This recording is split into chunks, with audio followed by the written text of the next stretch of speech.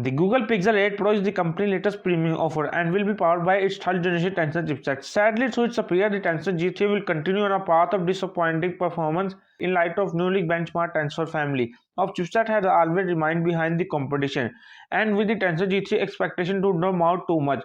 However, in the latest leak, the upcoming Pixel 8 performance better than the anticipated possible, thanks to Samsung more advanced node that improve thermal. Yesterday we got to a report on a mini unbox of the Pixel 8, and today Google top end flagship the Pixel 8 Pro obtaining a single core and multi-core score of 1760 and 4042 respectively.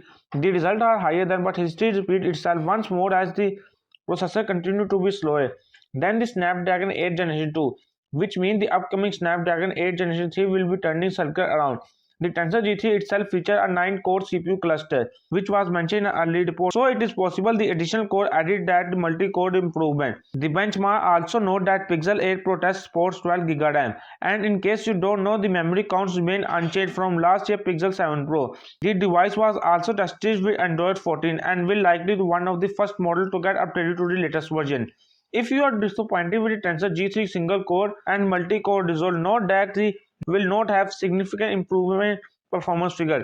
Either Google is set to seek with Samsung foundry of the Tensor G4 in 2024, with the Pixel 9 and Pixel 9 offer a minor upgrade over the upcoming model. We should see the company finding competitive with the big gun in 2025 when it rooms the final switch to TCMS and mass produce the Tensor G5, which is set to arrive when its custom core instead of ours. So what are your thoughts on the latest benchmark of the upcoming Pixel 8 Pro? Share your valuable thoughts below in the comment section.